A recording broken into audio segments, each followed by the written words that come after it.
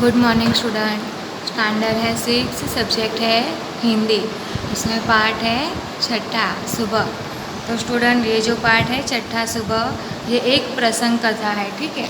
और ये मैंने आपको इसके पहले की वीडियो थी उसमें एक्सप्लेन कर दिया है। तो अब मैं आपको इस पार्ट के जो शब्द के अर्थ हैं वो समझाऊंगी। फिर उसके बाद जो मुहावरे के अर्थ और मुहावरे के अर्थ से कैसे वाक्य बनाते हैं ना, वो भी मैं आज आपको सिखाऊंगी। फिर उसके बाद जो अभ्यास के क्वेश्चन आंसर है वो भी करवाऊंगी, ठीक है। तो उसमें शब्द के अर्थ में है व्यस्त। तो उसका मतलब होता है काम में लगा हुआ। जो व्यक्ति काम कर रहा हो लगातार उसे कहते हैं व्यस्त। फिर है उत्सुकता। उसका मतलब होता है तीव्र इच्छा। बुजुर्ग। बुजुर्ग का मतलब होता है बड़े बूढ़े, ठीक है। फिर नेक्स्ट है त्यौहार। त्यौहार आने की पर्व, उत्सव, फेस्टिवल। जिंदा दिली। जिंदा दिली का मतलब होता है खुश मिजाजी। फिर है सहायता। सहायता का मतलब होता है मदद करना। निर्भर। इसका मतलब होता है आश्रित। फिर है दृढ़ता यानी कि मजबूती। फिर नेक्स्ट है दैनिक। दैनिक का मतलब होता है दिन भर का। दैनिक का मतलब क्या होता है? दिन भर का। बेजान। बेजान का मतलब होता है निर्जीव, बिना जान के। बाधा। बाधा का मतलब होता है रुकावट। स्वय। स्वय का मतलब होता है खुद। इलाज। इलाज का मतलब होता है उपाय। फिर लास्ट है आनंद। आनंद का मतलब होता है हर्ष, खुशी, ठीक है। फिर हमारा नेक्स्ट है मुहावरे। मुहावरे जो दिए हुए उसके अर्थ बताना है। फिर उस मुहावरे से वाक्य बनाना है, ठीक है। तो उसमें पहले है फर्स्ट है आँखों का तारा होना। आँखों का तारा होना उस मुहावरे का अर्थ है बहुत प्यारा होना। अब ये जो मुहावरा है ना उसे हम वाक्य बनाएंगे। अजय अपनी माँ की आँखों का तारा है। नंबर 2 हाथ बटाना। इस हाथ बटाना मुहावरे का अर्थ होता है काम में मदद करना। तो इस मुहावरे से वाक्य बनाना है। तो वाक्य होगा दीदी घर के कामों में माँ का हाथ बटाती है। नंबर 3 पीठ थपथपाना। तो इस मुहावरे का अर्थ होता है शाबाशी देना। तो इस मुहावरे से वाक्य बनेगा प्रथम नंबर आने पर पिताजी ने राजेश की पीठ थपथपाई, ठीक है। तो स्टूडेंट ये हो गया हमारा शब्द के अर्थ और मुहावरे। और अब ये जो अभ्यास के क्वेश्चन आंसर है वो मैं आपको बताती हूँ।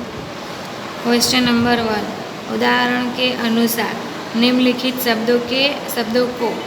शब्दों का प्रयोग में वाक्य में प्रयोग कीजिए। यानी कि इसमें क्या करना है, एक शब्द दिया हुआ है, हमें उसका वाक्य बनाना है, ठीक है। तो उसमें एक उदाहरण दिया हुआ है, एग्जाम्पल तरीके से एक शब्द दिया हुआ है मदराना। तो उस शब्द का प्रयोग करके हमें वाक्य बनाना है, ठीक है। तो उसका वाक्य होगा आकाश में काले काले बादल मंडरा रहे हैं। इसी तरह से नंबर 1 पर है बाधा। तो बाधा शब्द से हमें वाक्य बनाना है। रेशमा की शारीरिक कमी उसके इरादे में कभी बाधा नहीं बनी। नंबर 2 पर है उत्सुकता।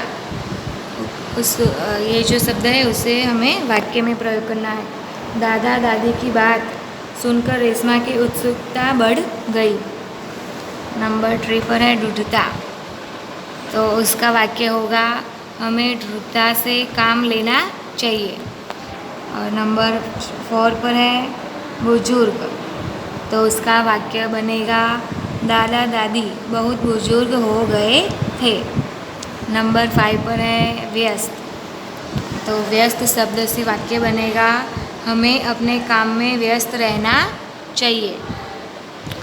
फिर क्वेश्चन नंबर 2 है, उसमें ए और बी दोनों है। तो ए है निम्नलिखित प्रश्न के उत्तर दीजिए। जो क्वेश्चन है हमें उसके आंसर देना है। क्वेश्चन नंबर 1, दीदी आपका यह धमाकेदार धक्का मुझे हमेशा याद रहेगा। गोलू ने रेशमा से ऐसा क्यों कहा?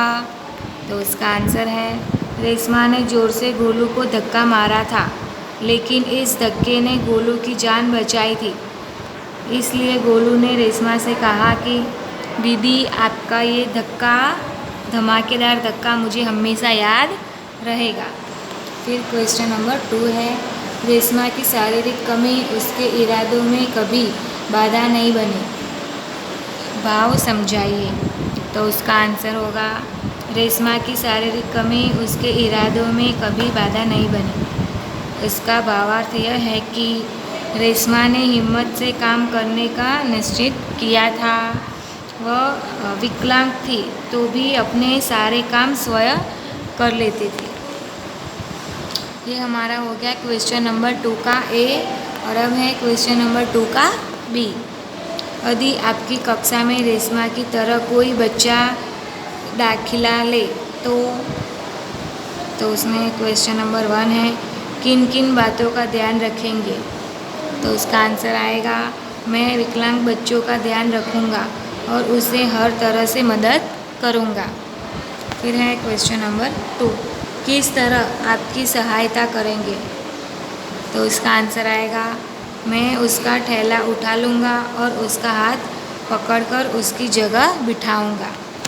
फिर है क्वेश्चन नंबर 3, विद्यालय में क्या परिवर्तन करना चाहिए? तो उसका आंसर है, विद्यालय में कक्षा में जाने के लिए विशेष सुविधा करवाऊँगा। फिर है क्वेश्चन नंबर 4, बाकी बच्चों को क्या सलाह देंगे?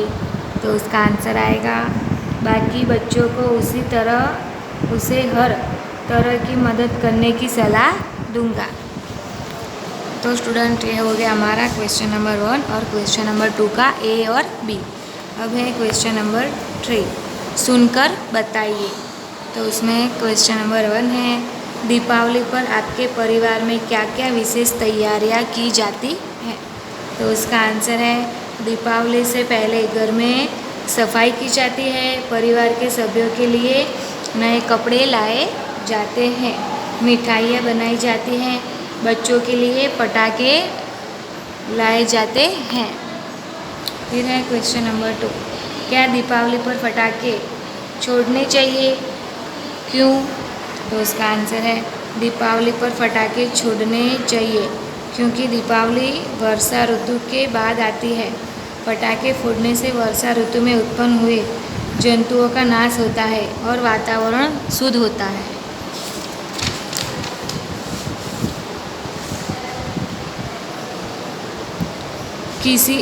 क्वेश्चन नंबर 3, किसी ऐसी घटना का वर्णन कीजिए जब आपको किसी ने बचाया हो या आपने किसी की सहायता की हो।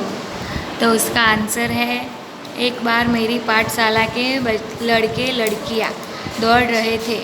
उस समय